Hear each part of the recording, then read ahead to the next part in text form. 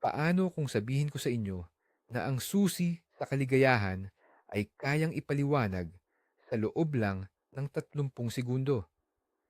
Parang clickbait, di ba? Pero ang mga sinaunang Stoic na nabuhay 2000 taon na ang nakalipas ay talagang sasang-ayon sa akin. Ngayon, aalamin natin ang kanilang walang kamatayang, simple at sobrang epektibong formula para maging masaya.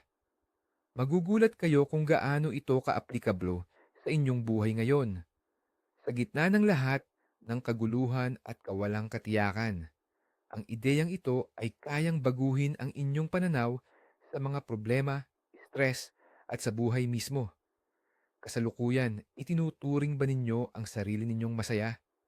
Sagutin niyo sa comment section ng oo or hindi bago tayo magsimula. Gusto ko talagang malaman. Para makapagsimula, alisin muna natin ang mga maling akala. Kapag naririnig natin ang salitang stoic, madalas nating iniisip ang isang taong walang emosyon at walang pakialam sa mundo, pero hindi iyon ang totoo. Kalimutan na natin ang mga matatalinong lalaking may balbas na nakasuot ng toga at nagbibigay ng mga komplikadong sermon. Ang stoicismo ay hindi isang nakakabagot na pilosopiya, kundi isa itong praktikal na operating system para sa ating pag-iisip. Ito ay nagsimula sa sinaunang Greece at pinahusay pa sa Rome. At ang pinakanakakagulat, ang mga pangunahing tagasunod nito ay mga taong magkakaiba ang estado sa buhay. Si Epictetus, isang dating alipin na nakamit ang panloob na kalayaan. Si Seneca, isa sa pinakamayayamang tao sa Rome at tagapayo ng emperador. At si Marcus Aurelius, isang emperador na namuno sa isang malaking imperyo sa gitna ng digmaan at mga epidemya. Kung ang sistemang ito ay gumana para sa kanila, siguradong malaking tulong din ito para sa atin. Kaya, ano ba talaga ang pinakapuso ng pilosopiyang ito? Ito ay nakatuon sa isang simplo pero revolusyonaryong ideya na tinatawag nilang dichotomy of control. Mukhang komplikado pakinggan, pero ang punto nito ay napakalinaw. Sinasabi ng mga Stoic na ang lahat ng bagay sa mundo ay pwedeng hatiin sa dalawang kategorya. Ang una, ito yung mga bagay na lubos nating kontrolado. At ang pangalawa, ito yung mga bagay na wala tayong kapangyarihan. Yun lang, iyan na ang pundasyon. Isipin mo na lang, may dalawang bilog. Sa isang bilog, ilalagay mo lahat ng kaya mong pamahalaan. Sa kabilang bilog, ang lahat ng matitira. Para sa mga Stoic, 99% ng pagdurusa, pagkabalisa at pagkadismaya ng tao ay nagmumula sa patuloy nating pagkalito sa dalawang bilog na ito. Inaaksaya natin ang ating lakas, oras, at pati na ang ating mga nerbiyos sa pagsisikap na kontrolin ang mga bagay na hindi naman talaga natin hawak. Ito ay parang sinusubukan mong ikontrol ang panahon sa pamamagitan lang ng pagsigaw. Walang saysay at nakakapagod. Ang kaligayahan, ayon sa kanila, ay nagsisimula sa sandaling malinaw mong naihihiwalay ang hangganan ng dalawang kategoryang ito. Tingnan natin ngayon, ano ba talaga ang kasama sa unang bilog? Ang bilog ng mga bagay na kaya nating kontrolin. Sa totoo lang, maikli lang ang listahang ito. Pero dito, nakasalalay ang buong kapangyarihan natin. Una, ang ating mga pag-iisip at pananaw. Tayo lang ang makakapagdesisyon kung paano natin bibigyang kahulugan ang bawat pangyayari. Pangalawa, ang ating mga layunin at hangarin. Ito ang direksyon na pinipili nating tahakin. At pangatlo, ang ating mga aksyon, ang mga ginagawa o hindi natin ginagawa sa bawat sandali. Sa madaling salita, ang tanging nasa ilalim ng ating kontrol ay ang ating panloob na mundo. Halimbawa, hindi natin kayang kontrolin kung uulan ba o hindi, pero kaya nating kontrolin ang desisyon nating magdala ng payong at ang ating pananaw sa maulan na panahon. Pwede mong ituring iyan na isang kalungkutan or pwede mo ring gawing pagkakataon para magstay sa bahay at magbasa ng libro. Isa lang ang pangyayari, pero ang reaksyon mo roon ay sarili mong pagpili. Dito nakabatay ang tunay na kalayaan na tinutukoy ng mga Stoic. Hindi ito matatagpuan sa labas. Nasa loob ito ng ating sarili. Ngayon, tingnan naman natin ang ikalawang bilog. Ito ang mga bagay na hindi natin hawak or kontrolado. Napakahaba ng listahang ito. Halos lahat ng panlabas na bagay ay kasama rito. Ang tingin sa iyo ng ibang tao, ang kanilang mga ginagawa, ang pangmatagalan mong kalusugan. Maaari mo itong impluwensyahan pero hindi mo ito kayang kontrolin ng buo. Ang iyong yaman, pwedeng mawala yan sa isang iglap. Ang panahon, ang ekonomiya ng mundo, ang nakaraan, ang hinaharap, at syempre, ang resulta ng halos lahat ng pangyayari. Ang mga Stoic ay mga realist. Naiintindihan nila na ang buhay ay isang laro kung saan binibigyan tayo ng mga tiyak na baraha. Hindi natin pinipili ang mga barahang ito, pero pinipili natin kung paano natin sila lalaruin. Ang pagngingit-ngit dahil sa masamang baraha o ang paghiling sa tadhana ng iba pang baraha ay diretsong daan sa pagdurusa. Ang karunungan ay nasa pagtanggap sa mga barahang mayroon ka at ang paglalaro ng mga ito sa pinakamahusay na paraan. Ginagawa nitong magaang ang iyong pakiramdam at inaalis ang napakabigat na dalahin sa ating mga balikat. Hindi mo na kailangang akuin ang responsibilidad para sa buong mundo. Tingnan natin ang isang simpleng halimbawa. Ipagpalagay nating naghahanda ka para sa isang mahalagang panayam o job interview. Ano ang nasa ilalim ng iyong kontrol dito? Pwede kang maghanda ng perpekto. Mag-aral tungkol sa kumpanya, mag-ensayo ng mga sagot sa tanong, pumili ng angkop na damit, at matulog ng sapat. Iyan ang iyong bilog ng impluensya. Ngayon, ano naman ang wala sa iyong kontrol? Ang mood tie ng recruiter, ang pagkakaroon ng iba pang mas malalakas na kandidato, biglang trapik habang papunta ka, o baka naman biglang i-freeze ng kumpanya ang posisyon sa huling minuto. Ang isang stoic, ibibigay niya ang 100% ng kanyang enerhiya sa paghahanda. Gagawin niya ang lahat ng nakadepende sa kanya. Pero sa sandaling lumabas siya ng opisina matapos ang panayam, sa isip niya, pakakawalan na niya ang resulta. Hindi niya sisirain ang sarili niya sa loob ng ilang linggo. Naghihintay ng tawag at inuulit-ulit sa isip ang mga posibleng kinalabasan. Sasabihin niya sa sarili, ginawa ko na ang lahat ng kaya ko. Ang matitira, wala na sa aking kapangyarihan. Yan ang tunay na kapayapaan ng isip. Ang sentrong ideya rito ay ang paglilipat ng ating enerhiya. Limitado lang ang mental at emosyonal na lakas natin. Bawat umaga, gumigising tayo na may full charge na baterya. Maaari nating ubusin ang karga nito sa pag-aalala tungkol sa halaga ng pera, sa pagkagalit dahil sa isang bastos na komento online, o sa sobrang pag-iisip kung ano ang masasabi ng ibang tao tungkol sa atin. Ang resulta? Pagdating ng tanghali, lowbat na tayo. Pero wala tayong nagawang mahalaga sa mga bagay na nasa ilalim talaga ng kontrol natin. Ang Stoicism ay nagmumungkahi na kumilos tayo tulad ng isang matalinong investor. I-invest mo lang ang iyong enerhiya sa mga assets na tunay na pag-aari mo. Ito ay ang iyong mga iniisip at ang iyong mga pagkilos. Lahat ng iba ay teritoryo ng iba.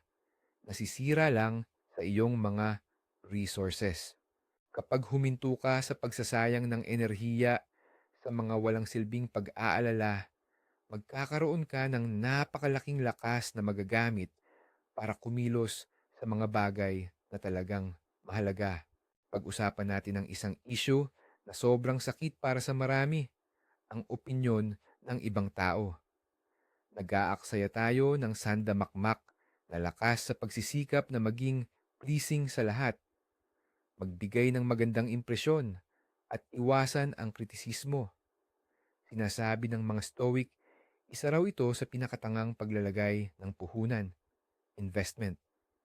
Bakit kaya? Dahil ang mga iniisip ng ibang tao ay isang bagay na lubos na wala sa iyong kontrol. Maaari ka nang maging pinakamabait, pinakamatalino, at pinakamagandang tao sa mundo. Pero palaging may makikita kang hindi ka magugustuhan at wala kang magagawa para baguhin iyon. Ang pagsusumikap na kontrolin ang opinyon ng iba ay parang paghubog ng figura mula sa tubig. Imposible. Sa sandaling tumigil ka sa pagpapabango sa lahat at tanggapin mong ang opinyon ng iba ay problema nila, hindi mo. Doon ka makakahanap ng matinding kalayaan. Sisimulan mo ng kumilos batay sa iyong sariling prinsipyo at hindi na sa takot na mahatulan. Pero paano kung may dumating na matinding pagsubok? Halimbawa, nagkasakit ka, nawalan ng trabaho, o kaya'y na-traitor ka. Ibig bang sabihin, ang turo ng mga Stoic ay tanggapin lang ang lahat ng walang damdamin? Hindi ganoon. Hindi nila itinuturo ang pagiging walang pakialam. Ang itinuturo nila ay ang pagkilatis. Kapag dumarating ang trahedya, natural lang na maramdaman ng isang Stoic ang sakit, takot, at kalungkutan. Yan ang mga paunang reaksyon na likas sa tao. Pero pagkatapos nito, itatanong niya sa sarili ang pinakamahalagang katanungan. Sa sitwasyong ito, ano ba ang nasa ilalim ng aking kontrol? Hindi na niya mababawi ang nakalipas. Pero may kapangyarihan siyang kontrolin ang magiging reaksyon niya. Sa halip na magpadaig sa matinding kawalang pag-asa, pipiliin niyang maghanap ng solusyon. Sa halip na isisi sa buong mundo ang nangyari, pipiliin niyang matuto mula rito. Sa halip na tuluyang masira, pipiliin niyang magpakita ng lakas at tapang. Dito nakikita ang esensya ng birtud ng stoicismo. Hindi ito tungkol sa kawalan ng problema, kundi sa pagkakaroon ng marangal at karapat-dapat na tugon dito. Isipin mo ang isang barko na inabot ng malakas na bagyo. Hindi kontrolado ng kapitan ang ihip ng hangin at ang taas ng mga alon, pero mahigpit niyang mahahawakan ng timon. Ang iyong kaisipan, ang iyong timon. Balikan natin at pag-aralan pa ang konseptong iyan ng paghuhusga o interpretasyon na binanggit natin. Sabi nga ni Epictetus, hindi ang mga bagay ang nagpapahirap sa tao, kundi ang pagtingin at pagpapakahulugan natin sa mga ito. Napakatalinong ideya nito. Isipin mo na late ka sa flight mo. Ang pangyayari mismo, ang pagka-late, wala yang label na masama o mabuti. Isa lang yang simpleng katotohanan. Pero ang paghuhusga mo ang nagpapalit yan at ginagawang malaking sakuna. Katakot-takot, sirang-sira na ang bakasyon ko. Ang malas ko talagang tao. Yan mismo, ang mga pag-iisip na yan ang nagbibigay sa iyo ng sakit, hindi yung simpleng pagka-late. Paano kung iba ang naging paghusga mo? Nakakainis. Pero ito ay isang pagkakataon para maging flexible. Ano ang maaari kong gawin ngayon? O kaya naman, baka para sa kabutihan din ito. Sino ba ang nakakaalam kung anong panganib ang nailayo sa akin ng tadhana? Osh, tinuturuan tayo ng mga stoic na huminto sandali, mag-pause sa pagitan ng pangyayari at ng ating reaksyon. Doon sa sandaling pagtigil na yon, matatagpuan ang ating kalayaan. Ang kalayaang pumili kung paano natin tatayahin ang kasalukuyang nangyayari. Ito ay isang kasanayan na maaari at dapat nating sanayin na parang nagpapalakas tayo ng kalamnan. Kaya malinaw na sa atin na ang kaligayahan ay wala sa mga bagay sa labas. Pero kung ganoon, Nasaan o saan ba talaga ito nakasalalay? Ang sagot ng mga Stoic ay kasabay na simple at komplikado. Ito ay nakasalalay sa birtud o kagandahang asal. Para sa kanila, ang mabuhay ng masaya at mabuhay ng may birtud ay iisa lang. Hindi lang ang birtud ay simpleng pangangaral o nakakabagot na moralidad. Ito ang kasuktulan ng katalinuhan ng tao. Ito ang kakayahang magdesisyon ng tama anuman ang sitwasyon. Apat ang pangunahing birtud na itinuro ng mga Stoic. Una, ang karunungan. Ito ang pag-unawa kung ano ang mabuti, masama, at kung ano ang walang halaga. Pangalawa, ang katarungan. Ang pagiging patas sa pakikitungo sa iba. Pangatlo, ang katapangan. Ang kakayahang magtiis at harapin ang mga pagsubok. At pang-apat, ang pagtitimpi, ang pagkontrol sa ating mga sariling pagnanasa. At ang pinakamahalaga sa lahat, ang lahat ng katangiang ito ay lubos na nasa ilalim ng ating kontrol. Walang sino man ang makakapigil sa iyo na maging matalino, maging makatarungan, o maging matapang. Ang iyong kaligayahan ay isang proyekto na sa kalooban mo lang magsisimula. Tingnan natin ang birtud ng lakas ng loob o tapang gamit ang isang modernong halimbawa. Ang lakas ng loob ay hindi nangangahulugang kawalan ng takot. Ito ay ang pag-aksyon sa kabila ng takot. Ipagpalagay natin na kailangan mong magbigay ng presentasyon sa harap ng maraming tao. Natatakot ka, mabilis ang tibok ng puso mo, at pinagpapawisan ng palad mo. Likas lang ang reaksyon na yan at hindi mo ito makokontrol. Pero ang desisyon mong umakyat sa entablado at magsimulang magsalita, yan ay lubos na nasa iyong kapangyarihan. Ang stoic na tapang ay ang pagkilala sa takot, ngunit hindi mo hahayaang magdikta ito sa iyong mga kilos. Ito ay ang paggawa ng nararapat kahit pa hindi ito komportable. At sa bawat pagkakataon na ginagawa mo yan, hindi ka lang tumatapos ng isang gawain, pinalalakas mo ang iyong karakter. Mas nagiging matatag ka. Para sa isang stoic, ang kaligayahan ay hindi tuloy-tuloy na kasiyahan, kundi ang kamalayan na kaya mong harapin ang mga hamon ng buhay habang pinapanatili ang iyong panloob na dignidad. Paano naman ang tungkol sa katarungan? Ang katangiang ito ay may kinalaman sa ating pakikipag-ugnayan sa ating kapwa. Naniniwala ang mga Stoic na tayong lahat ay bahagi ng isang malaking kabuuan, mga mamamayan ng iisang mundo. Kaya naman, ang pagiging di makatarungan ay hindi lamang pananakit sa iba, kundi pananakit din sa sarili dahil sinisira nito ang kaayusan ng buong sistema. Para sa kanila, ang katarungan ay hindi lang simpleng pagsunod sa batas. Ito ay tungkol sa malasakit, katapatan, at tunay na kabutihang loob. At muli, ito ay ganap na nasa ilalim ng ating kontrol. Maaari kang ang lokohin, traidurin, o saktan. Iyon ay mga aksyon ng ibang tao. Ngunit walang sino man ang makakapilit sa iyo na maging manloloko, taksil, o masamang tao. Ang panatilihin ang iyong panloob na integridad at dangal sa kabila ng di perpektong kalagayan ng mundo. Iyon mismo ang pagpapakita ng stoic na katarungan. Ang iyong panloob na kapayapaan ay hindi dapat maging bihag ng mga desisyon ng iba. Ang pagiging katamtaman ay isa ring susi sa mabuting pamumuhay. Sa mundo natin ngayon na sobrang nakatuon sa pagkonsumo, marahil ito ang pinakaimportanting ideya. Ayon sa mga Stoic, ang ating labis na pagnanasa, lalo na kapag hindi napipigilan, ang pinagmumula ng ating pagdurusa. Kapag labis nating hinahangad ang mga panlabas na bagay, tulad ng pera, kasikatan, o simpleng kaligayahan, ibinibigay natin ang kapangyarihan sa ating sariling kaligayahan sa mga bagay na ito. Kapag hindi natin nakamit, nagdurusa tayo. At kung nakamit man natin, Mabilis tayong nasasanay at humihingi pa ng higit. Isa itong karirang walang katapusan. Tandaan, ang pagiging katamtaman ay hindi nangangahulugang pagiging ascetic o pagtatakwil sa lahat ng bagay.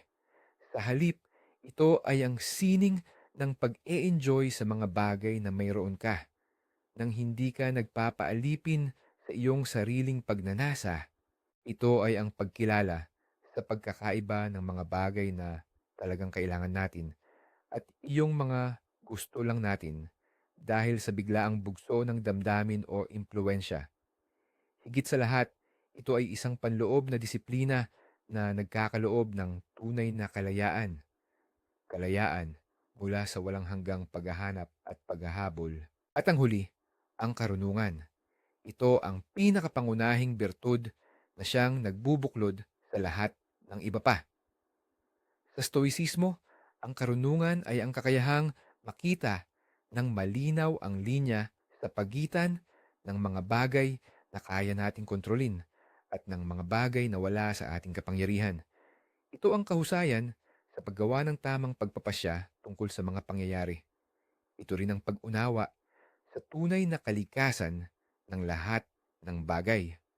Ang taong matalino ay hindi labis na nagagalak sa panalo sa loto dahil nauunawaan niyang ang pera ay panlabas lamang at panandalian at hindi siya nawawalan ng pag-asa dahil sa isang kabiguan dahil alam niyang ang mahalaga ay hindi ang mismong kabiguan kundi kung paano siya tutugon dito. Ang karunungan ay ang kumpas na laging tumuturo sa kung ano ang tunay na mahalaga, ang pagpapaunlad ng sarili mong pagkatao at ang pamumuhay ng may kabutihan. At ang kumpas na ito ay laging kasama mo, nasa loob mo mismo. Upang maging praktikal itong mga ideya na ito, naglatag ang mga Stoic ng ilang mental na pagsasanay. Isa sa pinakakilala dito ay ang premeditatio malorum o ang paunang pag-iisip sa masasamang bagay. Parang nakakatakot pakinggan pero sa totoo lang, ito ay isang napakalakas na instrumento laban sa pagkabalisa. Ang pinakaideya nito ay isipin ng maaga habang kalmado ka ang mga posibleng mangyaring hindi maganda. Paano kung mawalan ako ng trabaho? Paano kung magkasakit ako? Paano kung iwanan ako ng taong mahal ko? Ang layunin ay hindi para stress ang sarili, kundi para maging handa ka na bago pa mangyari. Una, mapagtanto mo na marami sa iyong mga takot ay pinalaki mo lang. Pangalawa, maaari kang mag-isip ng maaga ng plano kung paano ka kikilos. At pangatlo, kapag talagang nangyari ang problema, hindi ka na nito mabibigla. Para kang nagpabakuna laban sa mga pagsubok ng buhay. Tingnan natin kung paano ito ginagawa. Sabihin nating takot ka sa pagsasalita sa harap ng maraming tao or public speaking. Sa halip na iwasan mo ang ideyang ito, uupo ka at detalyadong iisipin ang pinakamalalang posibleng mangyari, ang worst case scenario. Umaakyat ka sa stage, nakalimutan mo ang sasabihin mo, nagsisimula kang mautal at pinagtatawanan ka ng mga tao sa audience. Damhin mo ito sa iyong isip. Pagkatapos, tanungin mo ang sarili mo, ano ngayon? Mamamatay ba ako dahil dito? Magugunaw ba ang mundo? Hindi. Magiging nakakahiya, pero malalampasan mo yan. Ngayon, isipin mo, ano ang pwede kong gawin para maiwasan yan? Maghanda ng mga index card na may nakasulat na outline or mag-practice sa harap ng salamin. At paano kung tuluyan ko ngang makalimutan ng script? Dapat may backup plan ka. Siguro, magbiro ka o dumiretso ka na lang sa susunod na slide. Ang ganitong paghahanda ay nagpapababa ng iyong antas ng kaba o anxiety at nagbibigay sa iyo ng pakiramdam ng kontrol. Titigil ka sa pagiging biktima ng iyong takot at sa halip, ikaw na ang magiging tagapamahala nito. May isa pang napakalakas na ehersisyo, ang tinatawag na pagtingin mula sa itaas o view from above. Madalas itong ginagawa ni Marcus Aurelius kahit na siya ay isang emperador na walang tigil sa pagresolba ng maliliit at malalaking problema ng imperyo. Iniisip niya ang daigdig mula sa kalawakan, isang maliit na bola lamang sa walang hanggang kawalan. Pagkatapos, lumalapit ang kanyang paningin. Nakikita niya ang mga kontinente, mga lungsod, at sa huli, ang maliliit na tao na abala sa kani-kanilang gawain kasama ang kanilang mga digmaan, ambisyon, at mga takot. Sa ganitong pananaw, ang sarili niyang mga problema ay tila balewala na. Nakakatulong ang ehersisyong ito para mawala ang pagiging masyadong nakatuon sa sarili at para maintindihan na karamihan sa mga bagay na labis nating pinag-aalala ay wala naman talagang kahalagahan sa malawak na kalawakan. Nakatutulong itong magpagaan ng pakiramdam, bitawan ang maliliit na sama ng loob, at mag-focus sa mga bagay na panghabang buhay. Pero siguro, ang pinakatuktok ng Stoicism ay ang konsepto ng amor fati o ang pagmamahal sa tadhana. Hindi lang ito basta pagtanggap ng walang kibo sa lahat ng nangyayari. Ito ay aktibo at masayang pagyakap sa buhay. Isa itong pananaw kung saan hindi ka lang nagpapakababa sa mga pangyayari, kundi sinasalubong mo ang mga ito ng buong puso. Kahit gaano pa sila kahirap.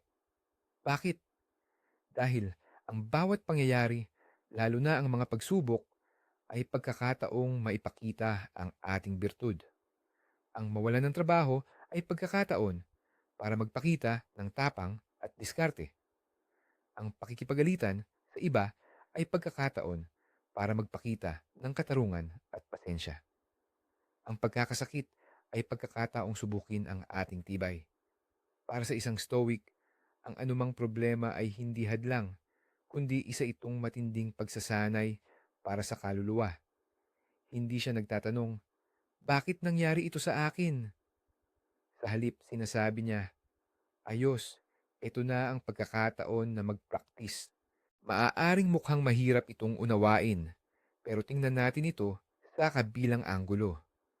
Kapag nagre-rebelde tayo sa realidad at nagagalit sa mga bagay na nangyari na, para tayong nakikipaglaban sa isang laban na talo na tayo. Para lang iyang pagpukpok ng ulo sa pader. Ang amor fati ay nagsasabing tigilan na ang pakikipagbuno at sa halip, tingnan natin kung paano natin magagamit ang mga bato sa pader na iyan para makagawa ng isang bagay na mas makabuluhan. Ito ay isang malalim na pagtitiwala sa buhay, ang paniniwala na ang lahat ng nangyayari ay, sa huli, magagamit natin para sa ating paglago. Ito ang pagpapalit ng lason at gawing gamot. Kapag tinanggap mo ang pananaw na ito, nagiging hindi ka na tinatablan. Hindi dahil wala nang masamang mangyayari sa iyo, kundi dahil natuto kang kumuha ng kapakinabangan mula sa kahit anong sitwasyon. Ang kaligayahan mo ay hindi na nakasalalay sa kung maganda ba o masama ang mga pangyayari sa buhay mo. Mahalagang maintindihan na ang stoicismo ay hindi isang magic pill na magpapaligaya sa iyo agad, kundi isa itong pang-araw-araw na pagsasanay. Para itong mental hygiene. Hindi mo naman siguro tinitingnan ang pagsisipilyo ng ngipin na parang isang beses lang gagawin sa buong buhay mo, 'di ba? Ganoon din, kailangan mong laging ipaalala sa sarili mo ang mga prinsipyong ito. Isinulat ni Marcus Aurelius ang kanyang sikat na Meditations, hindi para sa madla, kundi para sa sarili niya. Ito ang kanyang personal na tala-arawan, ang paraan niya para i-adjust ang kanyang internal compass araw-araw. Ang pagbabasa ng mga Stoic texts, ang pagdadiary, at ang may kamalayang paggamit ng dichotomy of control. Kahit sa maliliit na bagay, lahat yan ay unti-unting makakatulong sa pagre-rewire ng utak mo. Sa simula, mangangailangan ito ng sipag at tiyaga. Pero sa paglipas ng panahon, magiging second nature mo na ito. Magreresulta ito sa mas kalmado, mas may kamalayan, at mas matalinong pagtugon mo sa mundo. Sa pagbubuod, iniaalay sa atin ng stoicismo ang isang radikal na pagbabago ng perspektiba. Nililipat nito ang atensyon mula sa panlabas na mundo na hindi natin kayang kontrolin patungo sa ating panloob na pagkatao na nasa ganap nating kapangyarihan. Iginiit nito na ang kalidad ng ating buhay ay hindi nakasalalay sa mga bagay na nangyayari sa atin, kundi sa kung paano natin ito binibigyang kahulugan at kung paano tayo tumutugon dito. Ito ay isang pilosopiya na nakasentro sa personal na pananagutan at panloob na katatagan. Hindi ito nangangako ng buhay na walang pagsubok, ngunit binibigyan tayo nito ng kagamitan upang harapin ang mga hamon na ito ng may dignidad, kahinahunan at lakas ng loob. At ayon sa mga Stoic, dito mismo matatagpuan ang tunay at matibay na kaligayahan. Kaligayahan na walang sinuman o anumang bagay ang makakaagaw sa iyo dahil ito ay nag-uugat at nananatili sa loob ng iyong sarili. Kaya, ano nga ba ang formula ng kaligayahan ng mga Stoic sa loob lang ng 30 segundo? Eto na, sobrang simple. Ang kaligayahan ay nasa pag-alam kung ano ang kaya mong kontrolin at kung ano ang hindi at pagtuon ng lahat ng iyong lakas sa una. Yun lang. Yan na ang sikreto. Hindi ito tungkol sa paghabol sa tagumpay sa labas o paghihintay sa perpektong pagkakataon, kundi ang araw-araw na pag-aalaga sa iyong inner self. Ang nakakatuwa nga, kapag tumigil ka na sa paghahabol sa mga bagay na hindi mo naman kontrolado, tulad ng pagkilala, yaman, o perpektong relasyon, makakakuha ka ng panloob na kapayapaan at lakas. Parang magnet, bigla na lang aakit ito ng mas magagandang sitwasyon sa iyong buhay. Ikaw na ngayon ang kapitan na kayang manindigan at itawid ang barko sa gitna ng kahit anong bagyo. Maraming salamat sa panonood mo hanggang dulo. Kung nagustuhan mo ang pilosopiya ng Stoics at gusto mong matutunan pa kung paano ito i-apply sa buhay, mag-subscribe na at mag-iwan ng like. Malaking tulong ito sa amin para makapagbigay pa ng mas maraming ganitong klasing malalim na content. At bago tayo magtapos, may tanong ako sa iyo. Sino sa tingin mo ang modernong Stoic? Sikat man o isang kakilala mo lang? Ibahagi ang sagot mo sa comments. Pag-usapan natin yan.